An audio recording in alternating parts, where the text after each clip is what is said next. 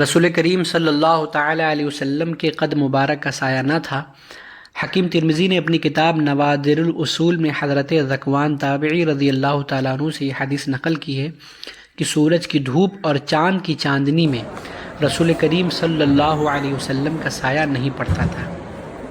اور بعض کا قول ہے کہ اس کی شاہد وہ حدیث ہے جس میں حضور اکرم صلی اللہ علیہ وسلم کی اس دعا کا ذکر ہے کہ آپ نے یہ دعا مانگی کہ خداوندا تو میرے تمام اعضاء کو نور بنا دے، اور رسول کریم صلی اللہ علیہ وسلم نے اپنی اس دعا کو اس قول پر ختم فرمایا کہ وَجَعَلْنِي نُورًا، یعنی اللہ تو مجھ کو سراپا نور بنا دے۔